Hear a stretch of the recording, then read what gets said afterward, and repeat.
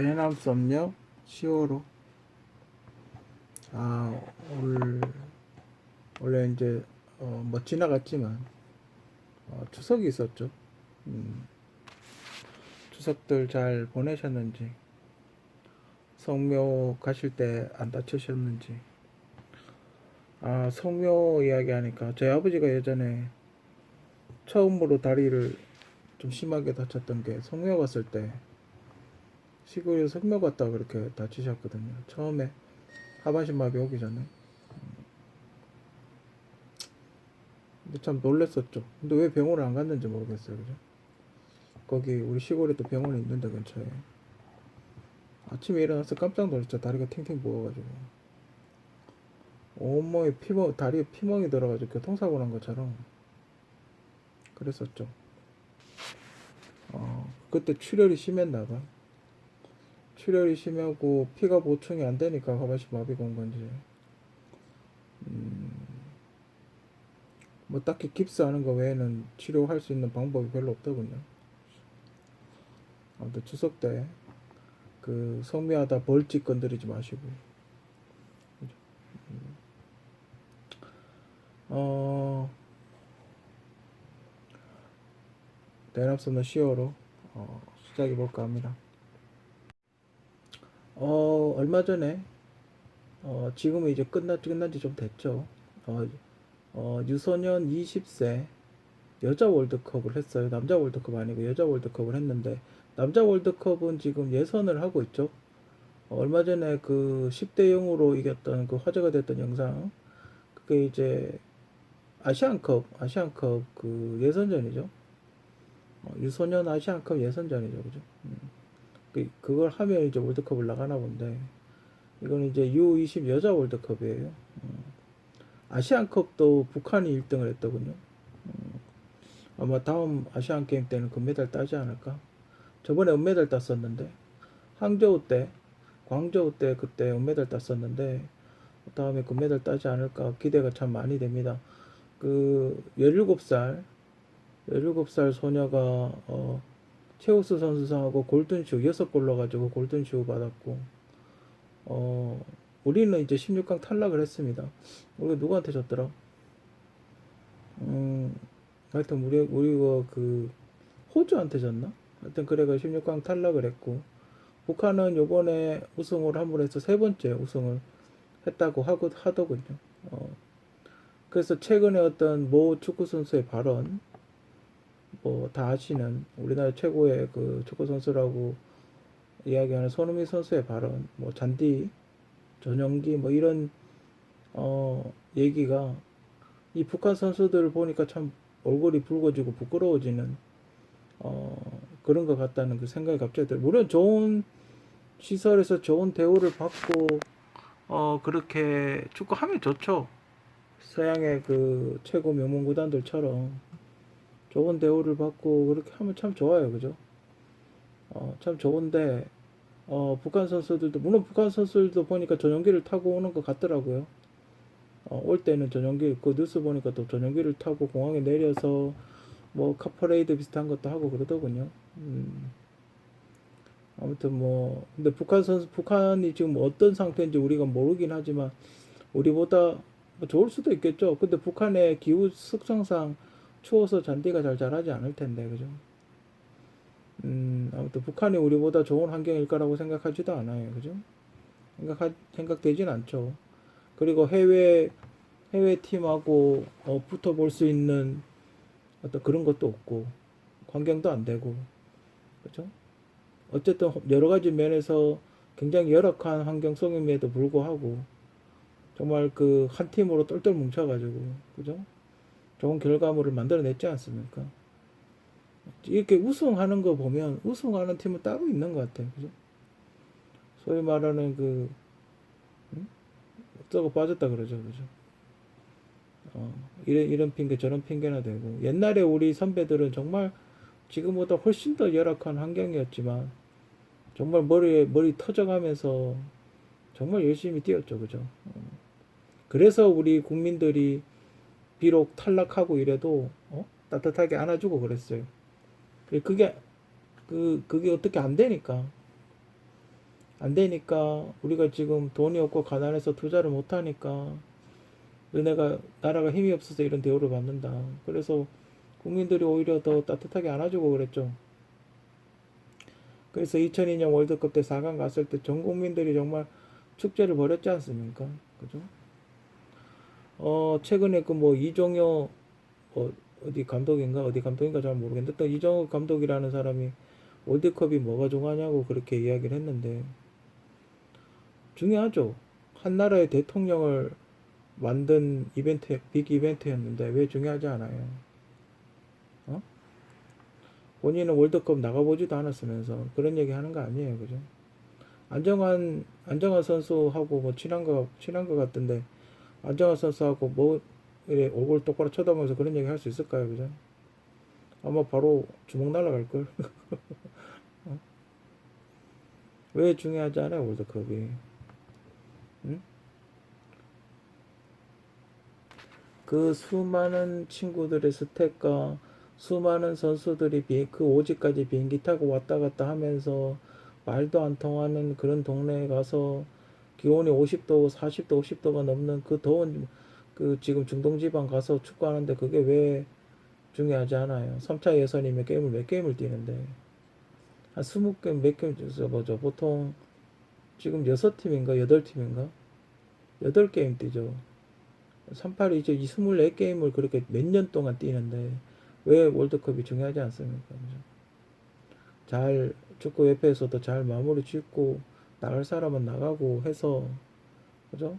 어쨌든 모든 사람의 지혜와 어떤 동원할 수 있는 모든 방법을 다 동원해서 최고의 성적을 냈으면 하고 일본도 보니까 옛날에 그 일본인 감독이 계속 하고 있더군요. 우리도 그 박무성 의원이 계속 일본하고 비교를 하던데 우리도 한국인 감독 한국인 월드컵 감독을 통해서 장기적으로 맡겨서 팀을 만들어가는 게 좋지 않겠나. 오히려 박문성 해설위원이 하는 말은 약간 역설적이죠. 일본을 예를 들면서 우리는 외국인 감독을 써야 된다. 말이 좀 앞뒤가 안 맞네요, 그죠? 일본 지금 일본인 감독을 쓰고 있습니다, 그죠? 아무튼 북한의 여자 월드컵 세 번째 우승했다는 걸 참 진심으로 축하하고 한국이 비록 16강에서 탈락을 하긴 했지만 북한이 우승한 걸로 대리만족을 하는 이런 일이 그래도 생겨서 전 참 기뻤어요. 북한 친구 163인 것 같은데 제가 생각했던 축구 이론하고 맞아서 그 이론을 맞아 떨어져서 우승을 했고 또 일본도 우리가 아시안 게임 때 분석했던 그 결과를 통해서 또 일본을 꺾고 슈팅도 제대로 하나 못 때리게끔 만들어 가지고 우승을 했다는 것 자체가 되게 좋고 우리 선수들이 연습을 참 많이 했구나 하는 그런 생각이 들어서 같은 동포로서 참 기쁘고 앞으로도 계속 열심히 연습해서 계속해서 우승을 할 수 있도록 비록 뭐 성인 월드컵은 아니지만 U20이긴 하지만 그래도 많은 우승을 해서 나라의 국격을 더 높일 수 있도록 했으면 하는 게 제 개인적인 바람입니다. 그래서 요즘 축구 스타일 북한의 우승 비결이 뭘까? 일본이 참 잘 나갔었거든요. 일본이 남자가 여자고 일본 최근에 아시아 3차 예선 때 중국을 7대 0으로 이기고 또 어딘가요? 또 다른 나라도 5대 0으로 이겼거든요. 그걸로만 봤을 때는 일본 여자 축구가 우승하는 게 어찌 보면 당연한 일일지도 모르는데 북한한테 졌어요. 그 비결은 뭘까요? 그죠? 그 비결은 163이라는 전술에 있습니다. 그리고 그 득점왕을 했던 친구가 원톱 친구죠. 그 친구가 골을 참 잘 넣었어요. 그 친구가 깔끔하게 골을 잘 넣고 중거리 슛을 아주 멋들어지게 잘 넣기 때문에 원톱의 역할을 충분히 했죠. 그죠? 그리고 나머지 친구들이 센터 서클 저 라인을 못 넘어오게 철저하게 6명이 똘똘 뭉쳐서 압박을 해서 저 라인을 못 넘어오게 한 거죠.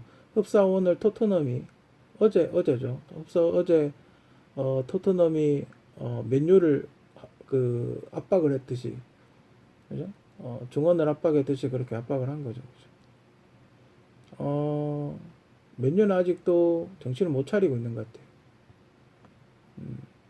처음에 맨유를 봤을 때 그 수비 센터백을 루크쇼를 쓰더라고요.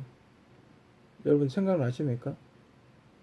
센터백을 루크쇼를 쓰고 센터백도 한 명을 그 카시미로라는 수비형 미드필더를 썼었죠. 그래서 그때 당시 뭐라 그랬냐면 선수가 부상을 당해서 못 뛰어서 그렇다고. 그래서 어쩔 수 없이 그 풀백하고 수비형 미드필더를 대체를 했다 뭐 이렇게 이야기를 했어요. 그죠?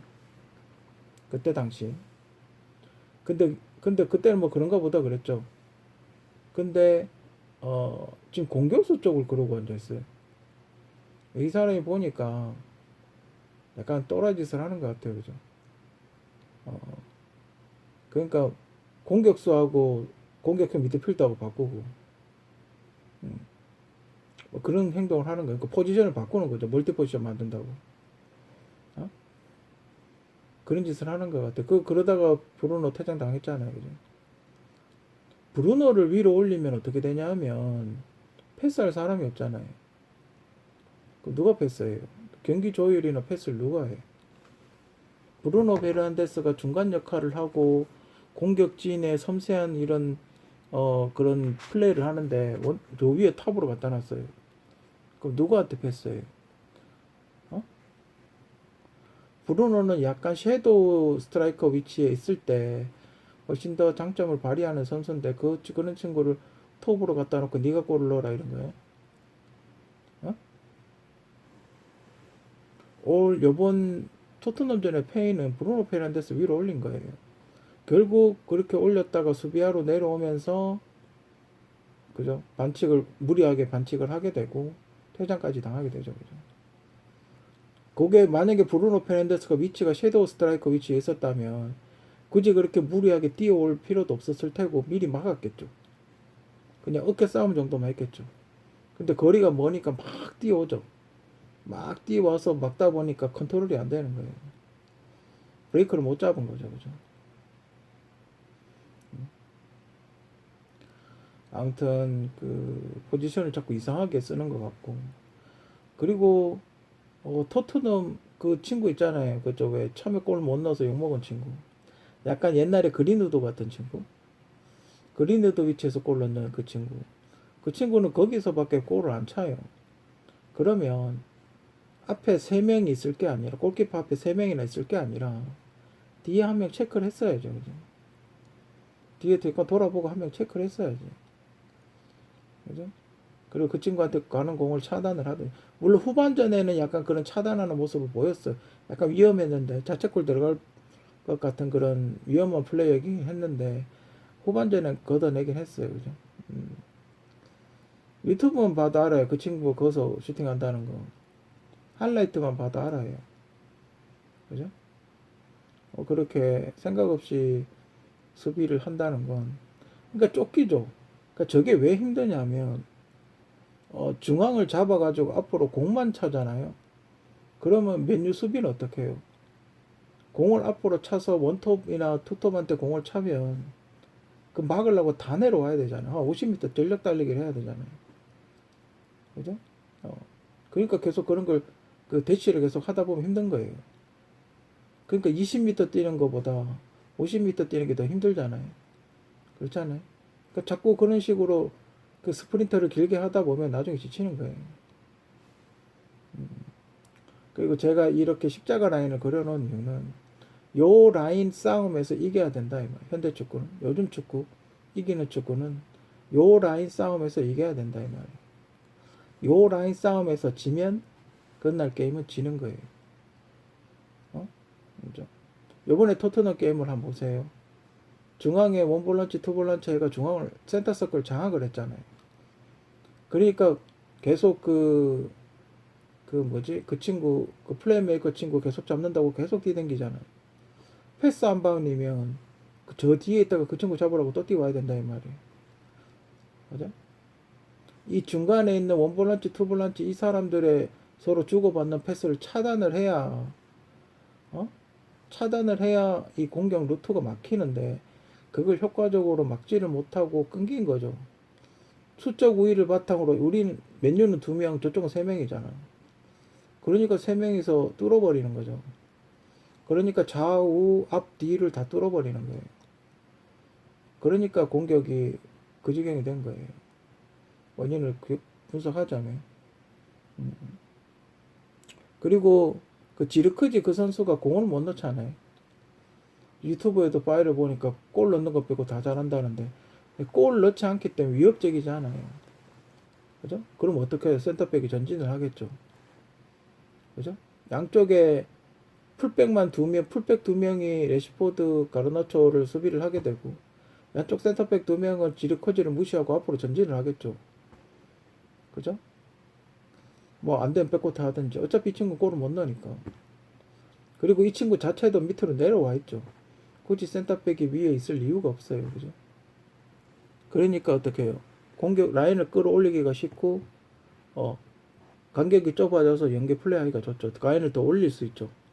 센터백이 어차피 지르코지 선수가 골을 못 넣으니까 라인을 더 끌어올려서 좀 더 공격적으로 나갈 수 있는 거예요. 그래서 그게 이번 게임의 직접적인 페인이 되는 거예요. 즉 맨유는 이 십자가 라인에 그 센터 서클 라인을 장악을 못했고 수적으로 불리하죠. 한 명이 퇴장도 당했고 그리고 그 안에 이 센터 서클 안에 3대2 그 투볼란지 3명 3대2 싸움이 돼 있죠. 브루노가 위로 올라가면서 감으로 해서 이 센터 서클 안에는 3대2 싸움이 됐어요. 수적으로 부족하죠. 그래서 밀린 거예요. 그죠? 즉 토트넘은 이 요즘 현대축구 스타일, 그죠? 이 중앙을 십자가 라인을 장악하는데 성공을 했고 몇년 실패를 해서 경기를 힘들게 한 거예요. 그러니까 뒤늦게 나중에 이제 후반전에 전술을 바꿔가지고 여기를 장악하려고 이제 노력을 했죠. 이 십자가 라인을 장악하려고 포지션도 바꾸고 막 그랬죠. 그죠? 아무튼 현대축구는 이 십자가 라인을 장악하는 게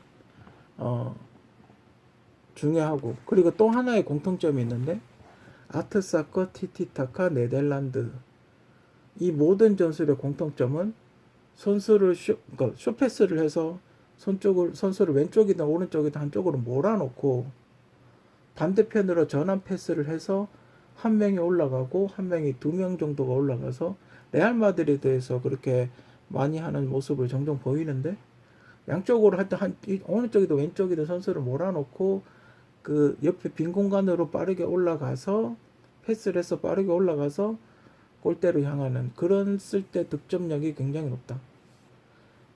그 전술은 공통적인 그 세 개의 전술이 다 공통적으로 그런 모습을 보이고 있고 제가 추구하는 이 163 이 라인과도 거의 일맥상통한다. 중앙을 확보하면 저쪽으로 압박을 할 수 있고 그리고 이쪽에 빈 공간 끝에 한 명 남는 사람이 치고 올라갈 수 있다 이 말이죠. 아무튼 현대 축구는 그런 스타일의 축구 스타일을 구사해야 손쉽게 득점을 할 수 있고 그리고 또 중요한 게 뭐냐 그 어떤 전술과 붙었을 때 이길 수 있다. 최소한 지진 않는다. 아무리 다른 그 전술이 온다 하더라도 그거를 훈련하고 그 방식을 완전히 익힌다면 다른 그 우승할 수 있는 전술이다. 그래서 저는 이런 방식을 제가 만든 전술의 마지막 전술이라고 엔드게임이라고 붙였어요. 이제 스테이크를 하게 되면 거의 요렇게 장악을 하게 되죠. 스테이크를 간격을 좁혀서 하면 요거와 다 장악을 하게 돼요. 그리고 163 361 전술을 북한 전술, 지금 북한이 주로 쓰고 있는 그 전술을 쓰게 되면 대부분 이렇게 십자가 라인을 장악을 하게 돼요. 그래서 저는 더 이상 이제 제한테서 나올 전술은 없다. 그래서 이게 이제 마지막 전술이다라는 의미로 엔드게임이라고 그렇게 전술 이름을 붙였어요. 이걸 듣고 여러분들 이해하시겠어요? 숏패스를 해서 한쪽으로 몰고 반대 전환을 빠르게 해서 한 명이 공을 몰고 위로 올라가서 골대 앞에서 두 명이 만나는 거예요. 이해하시겠어요? 전술을?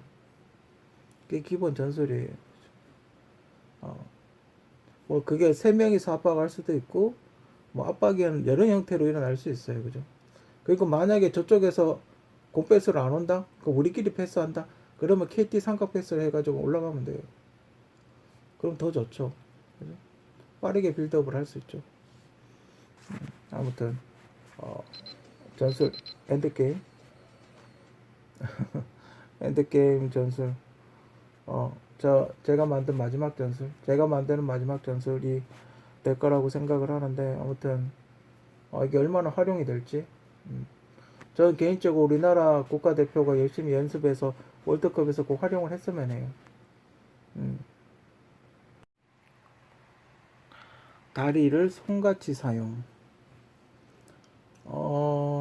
제가 계속 이야기하고 있는 것 중에 하나. 우리나라는 그 축구를 하면 강슛만 때린다. 그렇게 해가는 절대 못 이기거든요. 특히 요즘같이 숏패스, 섬세한 패스, 밀집 공간, 좁은 공간에 그 섬세한 패스가 요구되는, 정확하고 섬세한 패스가 요구되는 그런 환경에서 절대 강슛만 때려가지고 이기지 못합니다. 설령 한두 골은 넣겠죠. 어쨌든 한두 골을 넣을 수 있겠지만 절대 결과적으로는 우승컵을 들지는 못한다 이 말이에요. 자, 우승컵을 들려면 어떻게 해야 되나? 여러분들이 그 볼 트래핑 같은 거 하는 모습 많이 보지 않습니까? 그래서 이건 뭐 제 개인적인 생각입니다만, 발목, 무릎, 허벅지 이걸 구분해서 사용을 해야 되지 않나? 우리가 왜 손도 그렇지 않습니까? 배구나 이런 것도 스파이크, 토스, 뭐 리시브 이렇게 공 받는 것도 있고 뭐 그래 구분해서 사용하지 않습니까? 구분해서 사용하는데 축구도 마찬가지로 발목과 무릎과 허벅지를 그러니까 강, 중간, 약 이런 개념으로 해가지고 발목은 아무래도 이렇게 뭐 톡 차거나 뭐 스루 패스라든지 그죠? 짧은 패스, 약간 좁은 공간을 돌파하는 패스 그런 게 아무래도 발목을 이용을 하겠죠. 그리고 중간은 아무래도 약간 중간 슈팅, 약간 슈팅인데 좀 어떤 특이한 지점을 노리는 슈팅, 그죠?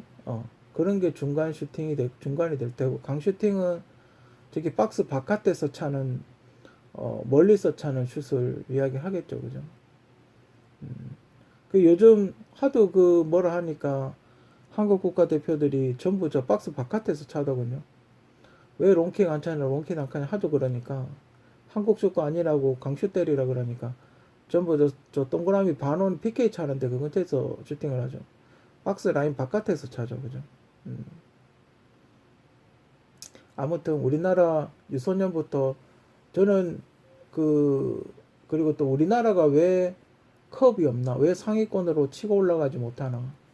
이렇게 많은 친구들이 있는데 좋은 친구들 있고 자원이 있는데 왜 상위권으로 치고 나가지 못할까에 대해서 저는 제 나름대로 2006년부터 우리나라 국가대표들의 문제점이 뭔가를 나름 이렇게 축구협회에서 활동한 건 아니지만 제 나름대로 분석한 결론은 핸드게임 전술을 만들면서 내 나름대로 결론은 기본기가 부족하다.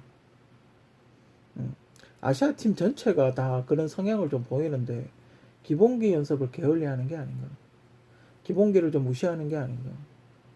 기본기 연습을 대충 하고 무시하는 게 아닌가. 기본기는 별거 아니다 이렇게 생각하는 게 아닌가. 그죠? 패스도 제대로 못하는데 무슨 축구를 해요, 그죠? 슈팅도 하나 제대로 못하는데 공도 하나 못 맞추는데 어떻게 축구를 해요? 패스가 안 되면 슈팅도 못하죠. 공을 못 맞추는데 헛발질 하잖아요, 그죠? 슬라이딩도 하나 제대로 못하고 헤딩도 하나 제대로 못하고 그런 모든 걸 다 기본기 반복 연습을 계속해서 유소년 때 꾸준히 해서 다져놓지 않으면 나중에 선수가 됐을 때도 성장하지 못한다라는 거죠. 그죠? 우리나라와 유럽의 게임을 했을 때 우리나라가 왜 지나? 그 원인을 제 나름대로 분석한 건 기본기 차이예요. 패스가 제대로 안 되고 끊기고 턴오버가 되고 그러면 공격을 못하고 공격해야 될 때 공격을 못하고 다시 돌아와서 수비를 해야 되고 그런 게 반복되다 보니 90분 내내 그런 모습이 반복되다 보니까 어쩌다 한두 골 넣는 거 빼고는 게임을 대부분 지죠. 그죠? 저는 우리나라의 가장 큰 페이는 기본기 부족이다 그렇게 생각을 해요. 지금부터라도 늦지 않았습니다. 그죠? 요즘 유소년들 되게 잘하거든요. 요즘 유소년들 대회 보면 깜짝깜짝 놀랄 정도로 잘해요. 우리가 아시안 게임 때 생각을 해봅시다. 우리가 아시안 게임 최근에 광저우 아시안 게임 때 우리 축구를 봅시다. 떠올려 봅시다. 패스를 얼마나 잘했어요. 그죠? 거의 무슨 자석같이 패스를 해요. 공이 발에 이렇게 자석같이 딱딱 붙고 그렇게 다녀요. 그래서 정확한 패스가 우리 정우영 군한테 갔기 때문에 8골에 넣은 거예요. 패스가 정확하지 않으면 그렇게 못 넣어요. 물론 그 정우영 선수의 집중력도 좋았지만 패스가 정확하게 들어가지 않으면 그죠? 슈팅을 날릴 수 있게 패스가 정확하게 가지 않으면 그렇게 골을 못 넣는다 이 말이에요. 그죠? 우리가 흔히 왜 개발이라 그러잖아요. 왜 그런 개발이라 하겠어요? 패스를 제대로 못 하는 거예요. 왜 엉뚱한 대로 차냐 이 말이죠. 그래서 개발이라 그런 거예요. 아무튼 부디 우리나라는 지금부터라도 기본기 연습을 차근차근 바닥부터 잘 다져 올려서 기본기부터 차근차근 포지션별 훈련, 기본기 훈련. 여러분들이 왜 그 프로팀에서 안 데려가는 줄 알아요? 기본기하고 자기 포지션에 대한 이해도가 떨어지는 거예요. 그러니까 자기가 확실하게 이거는 내가 남들보다 잘한다. 이거는 내가 확실하게 남들보다 잘하고 이거야 뭐 대한민국 내가 최고다. 이런 게 없는 거예요. 얘를 뭘 시킬지 모르겠는 거예요. 그러면 안 데려가요. 외국도 마찬가지예요. 윙이면 윙, 센터백이면 센터백, 뭐 풀백이면 풀백, 원톱이면 원톱, 뭐 공격수면 윙이 공격수면 공격수. 뭐 이게 확실한 게 뭐 이 사람은 이거 하나는 확실하게 잘한다. 라고 해야 데리고 가지. 얘는 이것도 알고 저것도 알고 죽도 밥도 알면 안 데려간다 이 말이에요. 그죠? 자기 주특기가 있어야죠. 하나를 마스터를 해놓고 다른 걸 해야지. 그죠? 죽도 밥도 안 되는 거예요. 그죠? 그래서 스카우트가 안 되는 거예요. 응? 그걸 누군가가 이야기해주고 깨우쳐 줄 수도 있지만 이야기 안 해주면 계속 그렇게 살아갈 거 아니에요. 그죠? 그래서 좋은 감독을 만나서 그걸 깨우치게 만들면 그 사람은 훨씬 더 성장을 하는 거예요. 그죠? 아무튼 우리나라 지금 유소년 친구들도 기본기 연습을 게을리 하지 말고, 그죠? 그리고 이렇게 감을 계속 유지를 해야 돼. 그죠? 기본기 감을 계속 유지를 해야 돼. 그죠? 그리고 나서 스킬을 배워야 돼. 그리고 나서 기술을 배워야지. 일단 기본 헤딩 하는 것부터 연습을 해야 돼요. 그죠? 우리 유소년들도 앞으로도 열심히 하시고, 요즘 뭐 좋은 성적, 예전보다는 성적이 좋아요. 그죠? 좋은 소식 많이 들려오고 있기 때문에 좀 더 분발해서 멋지게 컵을 들어 올리는 모습 보여줬으면 좋겠고 아무튼 우리나라 유소년 시스템도 빨리 변해서 좀 더 기본기를 다지는 쪽으로 선회를 했으면 합니다.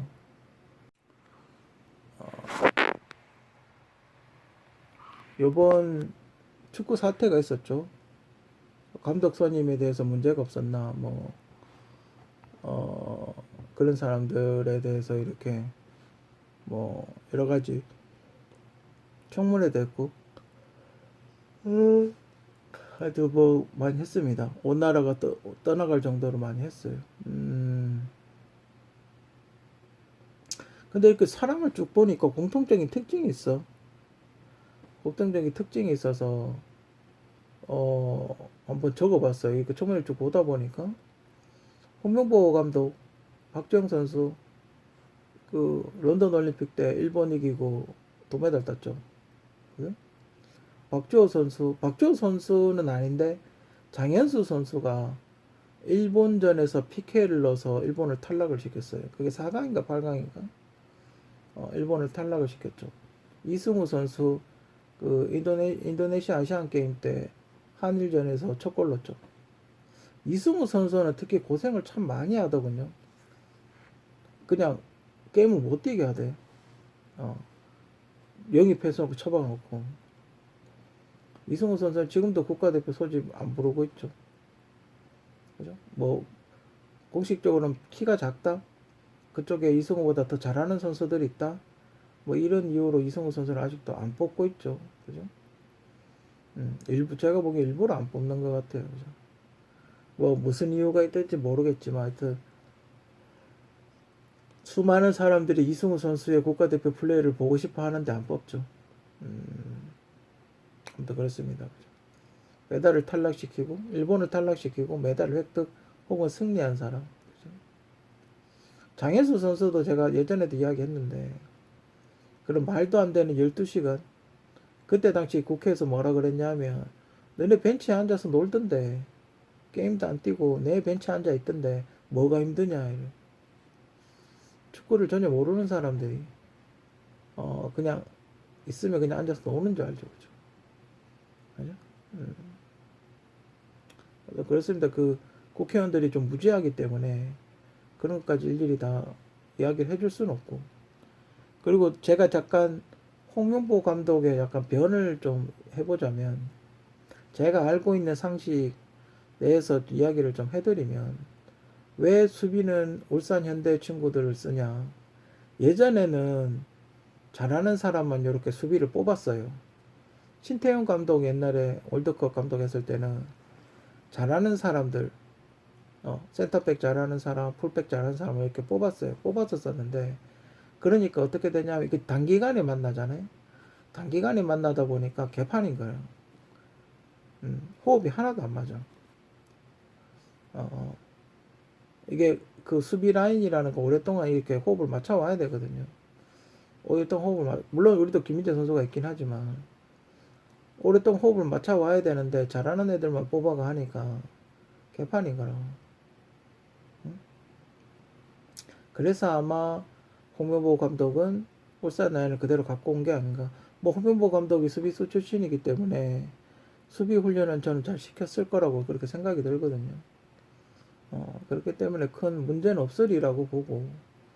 그리고 뭐 그 노리치 그 지금 노리치 시티 감독 전 노리치 시티 감독 그 사람에 대해서 이야기를 뭐 이렇게 하고 있는데 그 사람이 뭐 A급입니까? 솔직히 뭐 그분이 그 사람이 들으면 뭐라 할지 모르겠는데 그 사람이 뭐 그렇게 A급도 아니잖아. S급도 아니잖아요. S급도 아니잖아요. 그럼 뭐 그렇게 그 사람한테 목을 매요? 그 사람한테 한국 축구의 운명을 맡길 겁니까? 노리치 시티가 여러분들 잘 알잖아요. 그렇게 잘하는 팀 아니잖아. 맨날 강등권에서 왔다 갔다 하다가 승격되면 바로 또 주저앉고 그런 팀이잖아.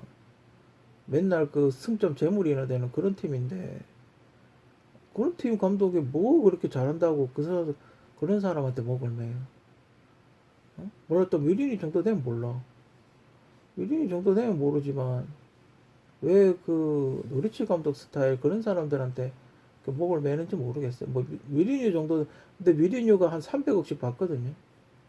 미리뉴는 컵을 많이 들었기 때문에 미리뉴 감독 연봉은 굉장히 세요.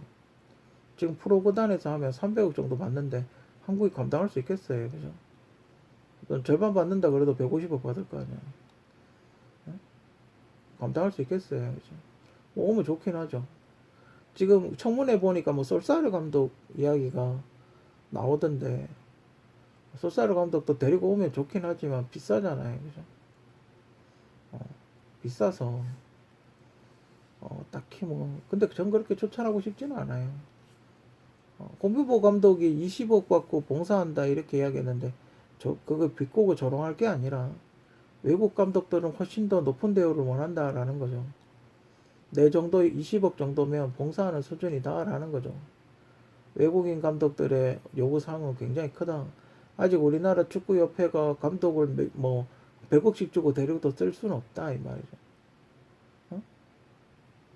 아마 비상근 체제로 하지 않을까. 여기 있지 않겠죠, 그죠? 게임 뛸 때 오겠다 이렇게 이야기 하겠죠, 크리스마스처럼. 그죠?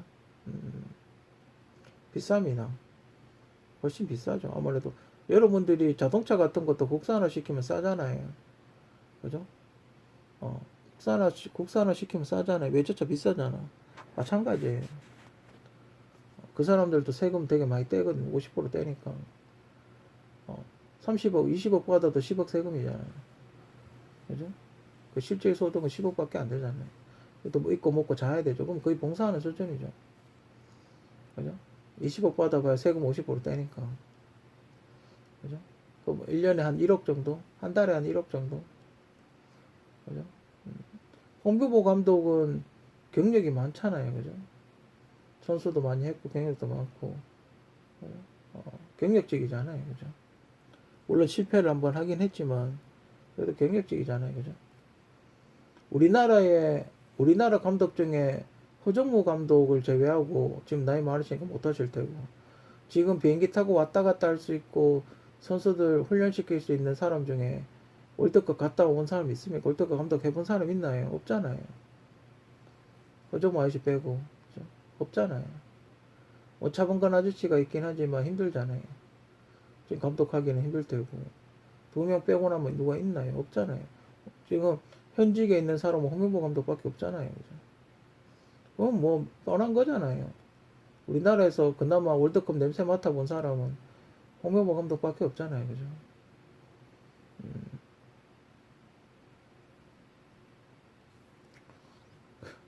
조명규 그 축구협회 회장한테 왜 안 물어봐요? 어? 부모님 국적 어디냐고 왜 안 물어봤지? 어? 빨개 아이가 이럴 거 아니에요. 그죠? 민주당이 정몽규 축구협회 회장한테 뭘 하겠어요? 저가 노무현 대통령이 누구 때문에 대통령 됐는데, 감히 정몽규 아저씨한테 뭘 하겠어요, 민주당이? 어? 아무튼 뭐 청문회에 특이한 공통적인 특징이 있어서 한번 이야기를 해봤고, 축구협회 문제는 제가 보기엔 배임 혐의는 좀 있지 않나? 청문회를 이렇게 쭉 들어보면 배임 혐의는 좀 있지 않나? 배임이 뭐냐면, 그러니까 만약에 1,000원 주고 살 수 있는데 2,000원 주고 사는 거예요. 그러니까 축구협회한테 손해를 입혔을 때 그걸 배임이라 그래요. 횡령은 만약에 축구협회가 횡령을 했다면 선수들 게임원이겠죠. 선수들이 공짜로 뛰는 거 아니에요. 피파를 월드컵 예선을 뛰잖아요. 그럼 제가 알기로는 피파에서 돈이 나와요. 게임 수당 같은 게 나와요. 그걸 제대로 지급했는지 궁금하고, 아마 횡령을 했다면 그 게임원에서 아마 횡령을 했겠죠. 만약에 그런 거는 그 회계장부를 봐야 되죠. 정밀 감사를 해야 되죠. 그죠? 지금 봤을 때 뭔가 좀 문제가 있는 것 같아요. 그죠? 아무튼 뭐 계속 조사를 하다 보면 뭐가 나오겠죠. 그죠? 그 정문구 축구회장, 현 축구회장 스스로가 물러나고 책임을 지고 물러나는 게 이거 맞지 않나 개인적으로 그렇게 생각을 합니다. 임업논란으로 갈 건가? 얼마 전에 그 정부에서 군인들 좀 현역 군인들 월급 올려준다고 지금 이렇게 모병제로 가려고 바람을 잡고 있죠. 모병 사병이 확 줄었다 이러면서, 그죠? 모병제로 가려고 바람을 이렇게 잡고 있죠. 모병제로 가는 순간 군대가 해체되는 거랑 마찬가지예요. 군을 통째로 장악을 하게 돼 있죠. 그죠? 여러분도 힘든 건 아는데 한국은 집병제를 하는 게 오히려 정치 권력을 견제할 수 있는 수단이에요. 그죠? 그 봤습니까? 하사관 월급보다 장병 월급이 더 많다는 거 들으셨습니까? 그죠? 그러면 하사관들이 그 불만을 삼을 수밖에 없죠. 그죠? 야, 누구가 이제 우리보다 월급 더 많이 받네 이런 식으로 당연히 불만을 사겠죠. 지금 이 형태의 모습이 과거에 우리나라 임오군란 사건이랑 비슷하다. 구식군대가 별기군이 차별 대우로 항의하면서 조선 왕조를 상대로 집단으로 일으킨 군란 사건. 그러니까 군인들이 약간 쿠데타는 아니고 쿠데타 비슷한 걸 일으킨 거죠. 그죠? 그래서 월급을 안 준 거예요. 군인들 월급을 안 줘가지고 한 1년 정도 안 줬다가 이제 쌀로 월급을 줬는데 그 쌀만 준 게 아니라 무게를 증가시키기 위해서 겨하고 모래하고 섞어서 줬다는 그런 옛날 사건이 있었죠. 그죠? 지금 그렇게 될 확률이 되게 높아요.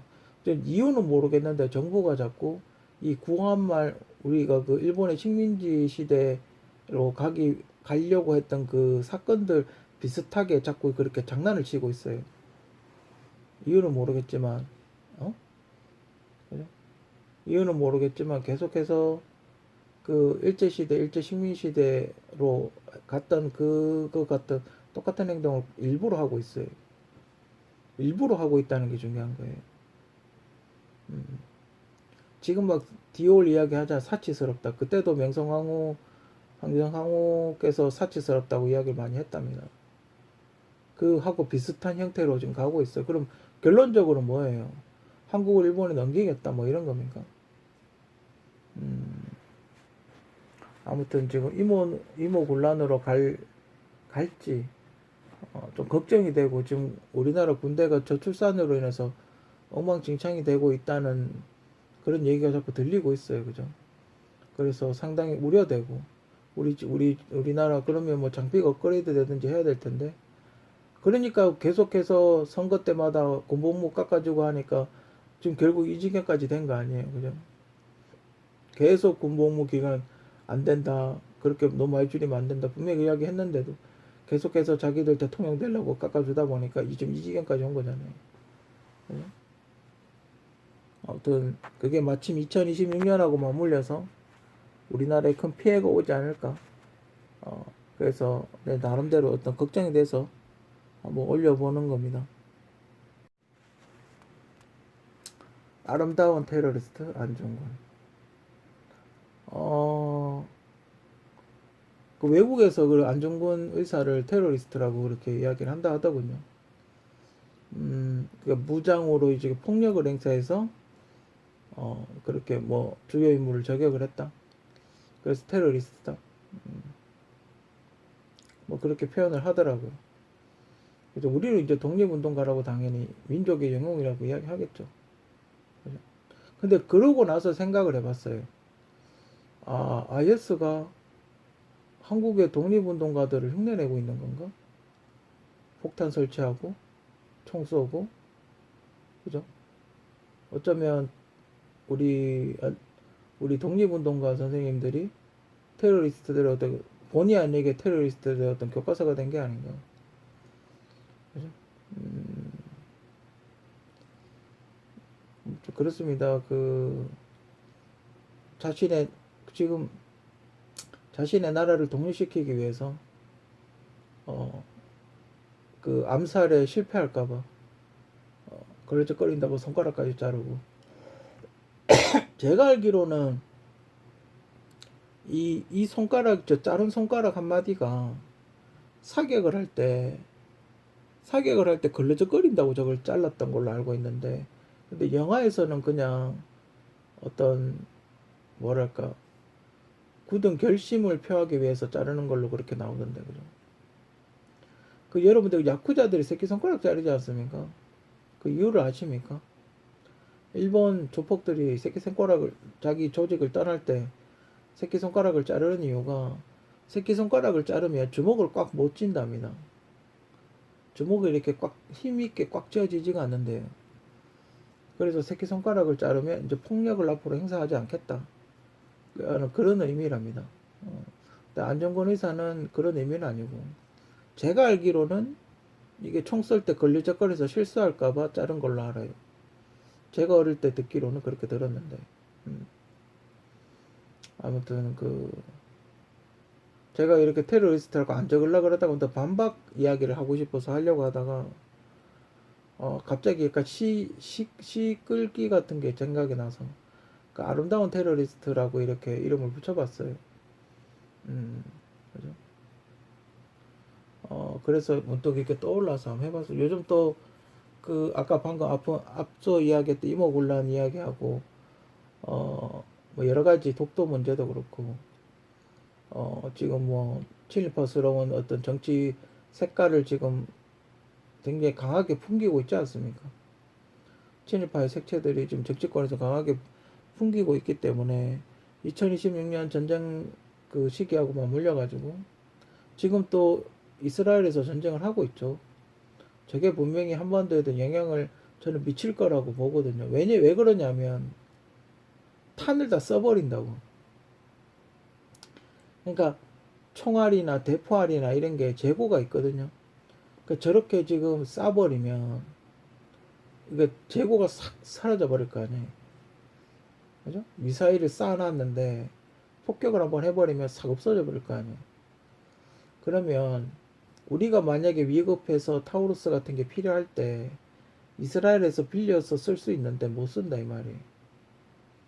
무슨 말인지 알겠죠? 지금 약간 전쟁을 할 수 있는 좋은 타이밍이다 이 말이에요. 우리나라한테는 좀 위험한 타이밍이겠죠. 그죠? 우리나라한테는 좀 위험하지만 일본이나 다른 외국에서 전쟁하기에 참 좋은 타이밍이다 이 말이에요. 그죠? 왜냐면 탄약도 다 소진됐죠. 탱크도 다 소진됐죠. 뭐 여러 비행기 같은 것도 많이 고장 났죠. 군인도 많이 없죠. 경제도 피폐화됐죠. 전쟁하기 딱 좋은 타이밍이에요. 아무튼 우리나라의 독립운동을 위해서 애쓰다 돌아가신 수많은 우리 영웅들이 있지 않습니까? 그분들의 노력이 있었기 때문에 우리나라는 국적이 일본이 아니고 한국이 될 수가 있었고, 지금도 여러분들은 집에서 한글을 쓸 수가 있고, 우리 전통 문화와 우리의 어, 그 삶을 우리의 주도적으로 삶을 살아갈 수 있게끔 그렇게 된 거예요. 그죠? 여러분들은 다 아실 거라고, 그렇게 전 거의 국민들은 다 아실 거라고 생각을 해요. 그죠? 다만 정치인들이 문제죠. 우리 국민들은 항상 안정권 의사와 같은 그런 마음을 갖고 있다고 저는 개인적으로 그렇게 생각을 해요.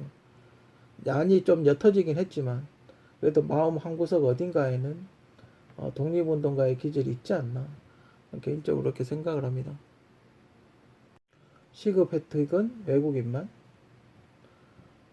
시급은 올랐는데 돈은 외국인 노동자가 다 벌어가네요. 세금은 국민들이 다 내는데 외국인들 무임승차.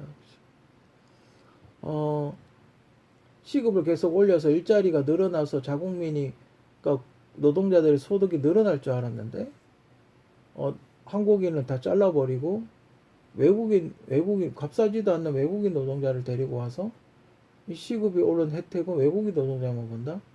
뭐 핑계는 한국인은 뭐 힘든 노동을 안 하려 그런다, 안 하려고 한다라고 그렇게 이야기를 하던데, 뭐 여러 가지 이유가 있겠죠.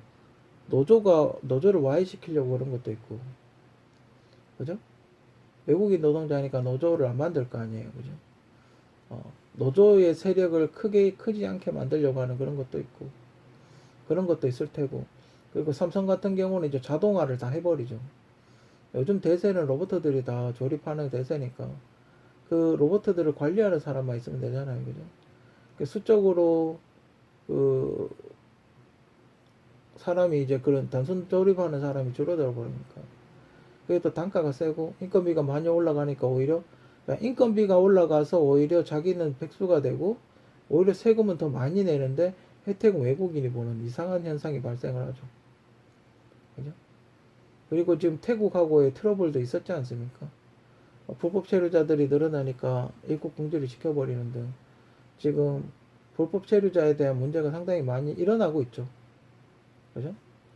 그러니까 단기적으로 공사판에 일하가서 노동 며칠하고 돈 벌어서 그냥 가버리고, 그죠? 그러니까 3개월 비자 받아서 한국에서 노가다 3개월 뛰고 그냥 돈 벌어서 가버리는 그런 게 지금 되게 많죠. 일용직 뛰고 가버리는, 그죠? 관광 비자 받아가지고 일하고 가는 그런 게 되게 많아요, 그죠? 그러니까 그런 거에 대한 정부 대책은 없다. 거의 전무하다 싶죠. 관리도 안 되고, 그리고 괜히 또 불법 관광까지 막아버리면 또 국가 간에 트러블이 생기잖아요. 그죠? 이제 우리나라도 미국처럼 불법 이민자들에 대한 어떤 여러 가지 이슈들이 발생을 하고 있는 것 같아요. 그죠? 뭐 이렇게 소문에 보면 뭐 외국인 노동자들이 와서 의료보험 혜택을 받고 그냥 가버린다. 뭐 국민연금은 외국인 노동자니까 안 내겠죠. 그러니까 관광 비자 받아서 일을 하게 되면 국민연금이나 뭐 아무것도 안 내겠죠. 4대 보험 아무것도 안 내겠죠. 그죠? 그냥 도만 그 하루 일당만 벌어서 가겠죠. 그죠? 지금 상당히 우려할 정도로 외국인이 특히 중국 사람들이 서울이나 이런 데 잠식하고 있다는 거 그런 소리 많이 하던데 정부 대책은 뭐가 있는지 그죠? 어, 올 추석도 이렇게 보면 경기가 최악인데 앞서도 이야기했지만 이렇게 슈퍼나 마트에서 물건이 없는 건 처음 봤어요.